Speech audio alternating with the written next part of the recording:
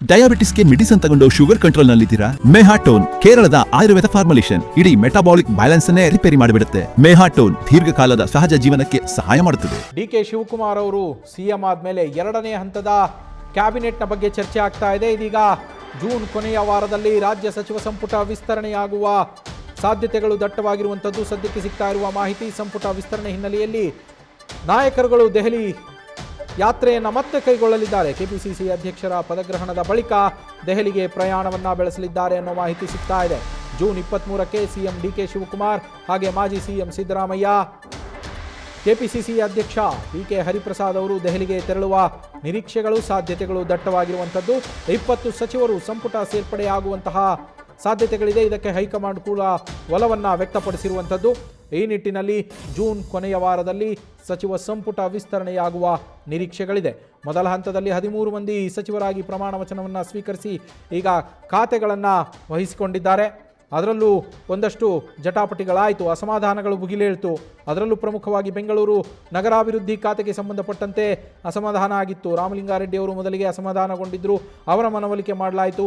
ಅದಾದ ಮೇಲೆ BDA ಮತ್ತು BMRDA ಇಲ್ಲ, ಅವನ್ನು ಹೊರತುಪಡಿಸಿ ಬೆಂಗಳೂರು ನಗರಾಭಿವೃದ್ಧಿ ಕೊಟ್ಟಿರೋದು ಕೆಲಸಗಳನ್ನು ಮಾಡೋದಕ್ಕೆ ತೊಂದರೆಯಾಗತ್ತೆ ಅಂತೇಳಿ ಕೃಷ್ಣ ಬೈರೇಗೌಡರು ಅಸಮಾಧಾನಗೊಂಡಿದ್ದರು. ಅವರು ದೆಹಲಿಗೆ ಹೋಗಿ ಬಂದರು. ಮತ್ತೊಂದೆಡೆ ಡಿಕೆ ಶಿವಕುಮಾರ್ ಅವರಿಗೆ ಈ ಸಮಸ್ಯೆಗಳನ್ನು ಬಗೆಹರಿಸಿ ಮನವೊಲಿಕೆ ಮಾಡಿ ಮುಗಿಸುವಷ್ಟರಲ್ಲಿ ಮತ್ತೊಂದು ಟೆನ್ಷನ್ ಏನು ಅಂದರೆ, ಡಿಕೆ ಶಿವಕುಮಾರ್ ಅವರಿಗೆ ಈಗ ಇನ್ನೂ 20 ಸಚಿವರನ್ನು ಏನು ಸಂಪುಟಕ್ಕೆ ಸೇರಿಸಿಕೊಳ್ಬೇಕಲ್ವಾ, 20 ಸಚಿವ ಸ್ಥಾನಗಳಿಗೆ, ಅದಕ್ಕೆ ಆಕಾಂಕ್ಷಿಗಳ ಸಂಖ್ಯೆ ಇದೆಯಲ್ಲ, ಅದು ನಿಜವಾದ ಟೆನ್ಷನ್ ಡಿಕೆ ಶಿವಕುಮಾರ್ ಅವರಿಗೆ. ಯಾಕೆಂದರೆ ಎಷ್ಟು ಸಚಿವ ಸ್ಥಾನಗಳ ಭರ್ತಿ ಮಾಡೋದಕ್ಕಿದೆಯೋ ಅದರ ದುಪ್ಪಟ್ಟು, ಅದಕ್ಕಿಂತಲೂ ಹೆಚ್ಚೇ ಆಕಾಂಕ್ಷಿಗಳು ಇರುವಂಥದ್ದು, ಸಚಿವ ಸ್ಥಾನದ ಆಕಾಂಕ್ಷಿಗಳು. ಅದರಲ್ಲೂ ಹೊಸಬರು ಕೂಡ ಅವಕಾಶ ಬೇಕು ಅಂತಿದ್ದಾರೆ, ಹಿರಿಯರು ಅವಕಾಶ ಬೇಕು ಅಂತಿದ್ದಾರೆ, 2-3 ಬಾರಿ ಗೆದ್ದವರು ಅವಕಾಶ ಬೇಕು ಅಂತಿದ್ದಾರೆ. ಎಲ್ಲರನ್ನ ಸಂಭಾಳಿಸಿಕೊಂಡು ಇರುವ 20 ಸ್ಥಾನಗಳಲ್ಲಿ ಇರುವ 20 ಸಚಿವ ಸ್ಥಾನಗಳನ್ನು ಯಾರ್ಯಾರಿಗೆ ಹಂಚಿಕೆ ಮಾಡಬೇಕು ಅನ್ನೋದು ಸದ್ಯ ಡಿಕೆ ಶಿವಕುಮಾರ್ ಅವರ ಮುಂದಿರುವ ಸವಾಲು. ಈ ಹಿನ್ನೆಲೆಯಲ್ಲಿ ಜೂನ್ ಕೊನೆ ವಾರದಲ್ಲಿ ಸಂಪುಟ ವಿಸ್ತರಣೆಯ ಸಾಧ್ಯತೆ ದಟ್ಟವಾಗಿದೆ. 23ನೇ ತಾರೀಕು ದೆಹಲಿಗೆ ತೆರಳುವ ನಿರೀಕ್ಷೆಗಳಿರುವಂಥದ್ದು.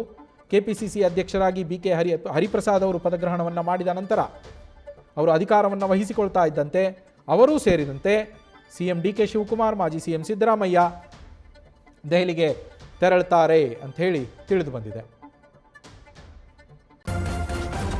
ನ್ಯೂಸ್ ಫಸ್ಟ್ ನಿರ್ಭೀತಿಯಿಂದ ನಿಮ್ಮ ಪರವಾಗಿ.